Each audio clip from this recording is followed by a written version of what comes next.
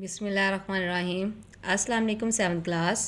I hope آپ سب خیریت سے ہوں گے۔ آج کا ہمارا ٹاپک ہے حمد۔ آج ہم حمد کی تشریح کریں گے۔ جس طرح کہ ہمارے ٹائٹل سے شو ہو رہا ہے، حمد کا مطلب ہوتا ہے ایسی نظم جس میں اللہ تعالیٰ کی تعریف بیان کی جائے۔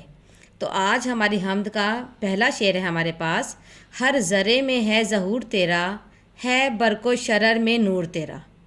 اب اس کا میں آپ کو پیٹرن پہلے بتا دیتی ہوں۔ ہمارے پاس سب سے پہلے آپ نے لکھنا ہے شعر نمبر 1، اس کے بعد آپ نے شعر مینشن کرنا ہے، اس کے بعد ہم لکھیں گے حوالہ نظم۔ حوالہ نظم میں ہمارے پاس آئے گا عنوان نظم۔ عنوان نظم ہے ہمارے پاس حمد۔ اس کے بعد آئے گا شاعر کا نام طلوق چند محروم، اس کے شاعر ہیں۔ اس کے بعد آئے گا حل لغت۔ حل لغت میں ہم لکھیں گے الفاظ معنی۔ فرسٹ ورڈ ہے ہمارے پاس ذرے ذرات، ظہور ظاہر ہونا، برق برق کا مطلب ہوتا ہے بجلی، شرر شعلہ، نور روشنی۔ یہ آپ نے پیٹرن پورا بنانا ہے۔ اس کے بعد ہمارے پاس آئے گی تشریح۔ اسی شعر کی ہم لوگوں نے تشریح کرنی ہے۔ اب اس کی تشریح ہم لوگ اس طرح سے شروع کریں گے کہ اس شعر میں شاعر اللہ تعالیٰ کی تعریف بیان کرتے ہوئے کہتا ہے کہ اللہ تعالیٰ نے اس کائنات کو بہت ہی خوبصورت اور حسین بنایا ہے۔ دنیا کی ہر شے میں اللہ تعالیٰ کے نور کا جلوہ نظر آتا ہے۔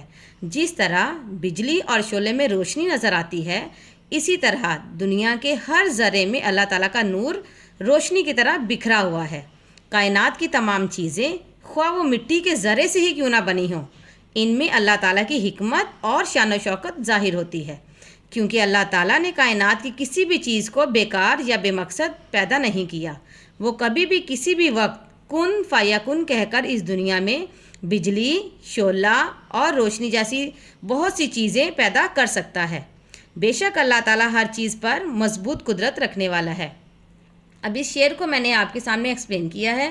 آپ پلیز اس ویڈیو کو سنیں اور اسے ٹیسٹ کاپی پر لکھنے کی کوشش کریں اور اسے یاد کریں۔ اسی طرح ہمارے پاس شعر نمبر 2 ہے۔ افسانہ تیرا جہاں تہاں ہے، چرچا ہے قریب و دور تیرا۔ اس کے بعد ہم لکھیں گے حوالہ نظم۔ نظم کا نام ہمارے پاس آئے گا حمد، شاعر کا نام طلوق چند محروم۔ اب ہمارے پاس حل لغت ہے اس کی الفاظ معنی۔ افسانہ کہانی، جہاں تہاں ہر جگہ، چرچا شہرت، قریب و دور پاس اور فاصلے پر یعنی کہ دور، تیرا تیرا سے مراد یہاں پر ہے اللہ تعالیٰ۔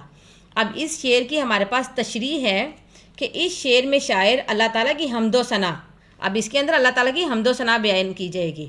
حمد و ثنا بیان کرتے ہوئے کہتا ہے کہ ہر جگہ اللہ تعالیٰ موجود ہے اور اللہ تعالیٰ کی حکمت و دانائی اور بڑائی کا افسانہ ہر جگہ نظر آتا ہے۔ اللہ تعالیٰ کی شہرت کا فلسفہ چاہے وہ قریب ہو یا دور ہر جگہ موجود ہے۔ اللہ تعالیٰ کی ذات کی کہانی اور شہرت دنیا کے ہر کونے میں نظر آتی ہے۔ اس کائنات کی ہر چیز اللہ تعالیٰ کی حکمت اور بڑائی کو ظاہر کرتی ہے۔ غرض کے زمین و آسمان کی ہر چیز اللہ تعالیٰ کی حمد و ثنا کرتی ہے۔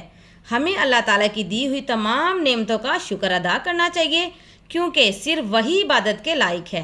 اور اللہ تعالیٰ نے قرآن پاک میں ارشاد فرمایا، اور میں نے انسانوں اور جنوں کو اس لیے پیدا کیا کہ وہ میری عبادت کریں۔